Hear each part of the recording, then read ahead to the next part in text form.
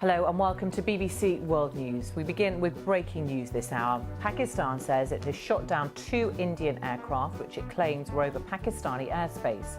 The Pakistani military also says its warplanes carried out airstrikes inside India. India says the Pakistani jets were forced to retreat by its own aircraft, but has not confirmed whether any of its planes were shot down. Well, details are still emerging, but a spokesman for the Pakistani Armed Forces, Major General Asif Ghafoor, has tweeted this. He says that in response to Pakistan Air Force strikes, the Indian Air Force crossed the line of control, the LOC, in Kashmir. He goes on to say that Pakistan shot down 2 Indian aircraft inside Pakistani airspace. One of the aircraft fell on Pakistan-controlled Kashmir, that's written here as A, J and K, and the other fell inside IOC, that's how Pakistan refers to Indian-controlled Kashmir. He finishes by saying that 1 Indian pilot was arrested by Pakistani troops on the ground.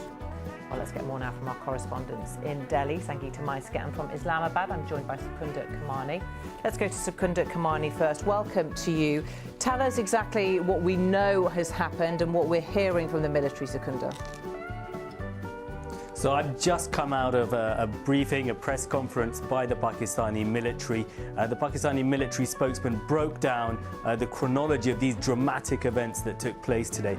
According to him, this began when Pakistani jets from within Pakistani airspace targeted Indian positions within India across the border. As a response to those strikes, he says that Indian jets crossed over into Pakistani airspace and Pakistani planes shot down 2 Indian jets. As a result of that, he says 2 Indian pilots have been taken into custody. There had been some reports in Indian media that a Pakistani plane had been shot down by Indian forces. The Pakistani military has said that is not true. Now, I asked the Pakistani military spokesman if these actions by Pakistan in targeting, in carrying out these strikes across the border in India were pushing the 2 countries to the brink of war.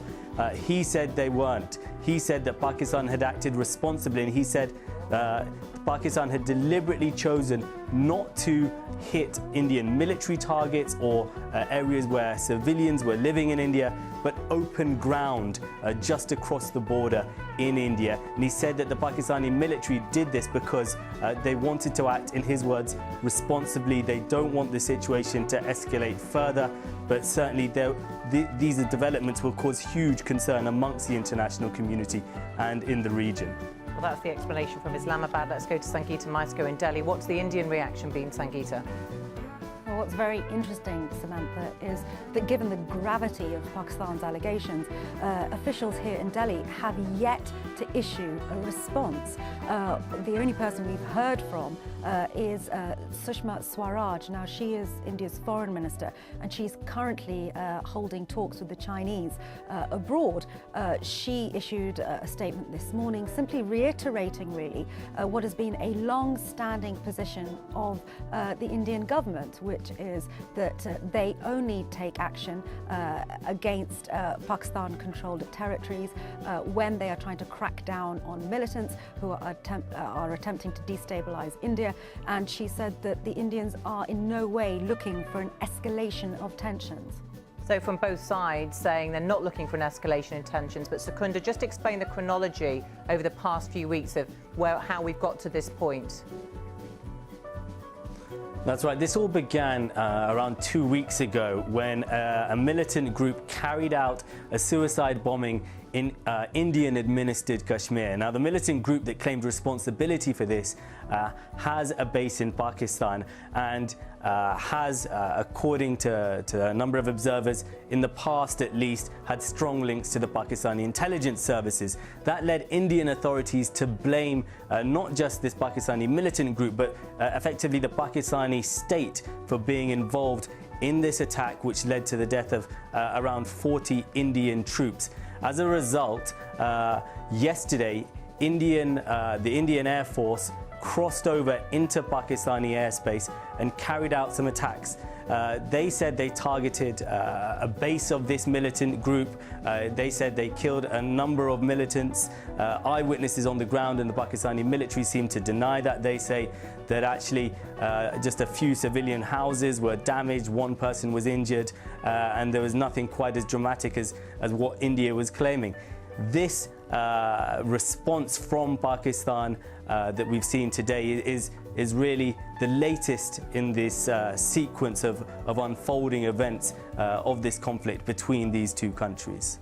Sangeeta, how serious an escalation do you think events of the past few hours really are for the two countries now?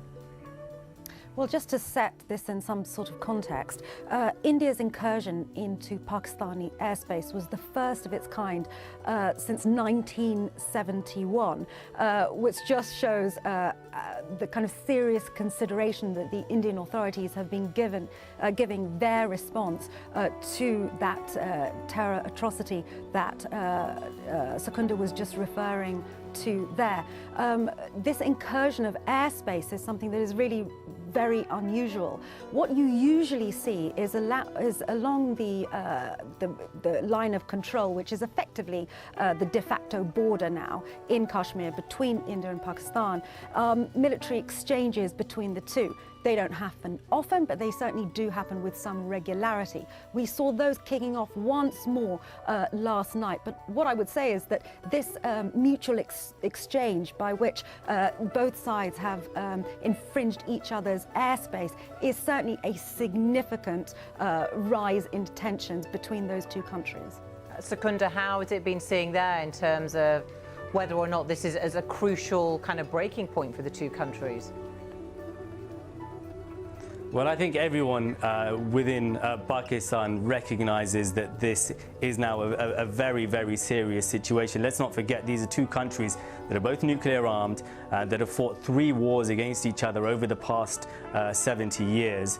The Pakistani, there's a pressure really, I think, on both sides to be seen to be responding to each other's attacks. So there was a pressure on the Indian authorities for them to respond to this attack by a militant group. We saw the Indian response yesterday. That response by India yesterday by coming into Pakistani airspace gave the Pakistani authorities the feeling that they needed to do something in retaliation almost, and that's what we've seen today. So it's not really clear where exactly this will end. I think the fact that there are 2 Indian pilots in Pakistani custody is now very significant. The Pakistani army has released images of these pilots, and it's not clear yet whether the presence of these 2 pilots could further inflame tensions with India, or India as a result might act with more caution because these men are now in Pakistani custody. Sangeeta, final question to you. Just put this into context for us, because this dispute has been going back all the way to 1947. Why is Kashmir this disputed territory? Why is it so important to both countries? Just quickly before I do that, just to pick up on Secunda's point, we've now had the international community reacting to what has been going on. So we've now had the European Union and the United States calling for a de-escalation on both sides. And I think it's going to be important to watch what that international reaction is throughout the day. But just to go back, there have been tensions between India and Pakistan unfolding over Kashmir since 1947. When the British divided the subcontinent into India and Pakistan, Kashmir was taken into the sovereign territory of India. At that point, it was a Muslim majority state, as it is now, but with a Hindu king. This made it typical of only 2 states in the newly formed India.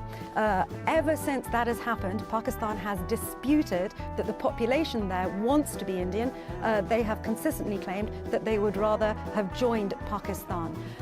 India, since that point, has as Secunda said, fought 3 wars with Pakistan over Kashmir and who should have final control of it. In the 1990s, the United Nations intervened and formed what's called the line of control. And what it did, in effect, was split Kashmir into 2, give the Pakistanis half of it to administer, that's the northern part, and then the southern part was given to India to administer. That line of control, Samantha, is in effect a de facto border. border between India and Pakistan. So when we see tensions rising, as they have done since 1947, it is usually along that line, and that's exactly what we're seeing now. So this infringement of airspace has happened just around that line of control, that de facto border. Okay, Sangeeta Maiska in Delhi and Sukunda Kamani in Islamabad. For now, both of you, thank you. And of course, we'll continue to update our viewers on any developments on that story as they come in.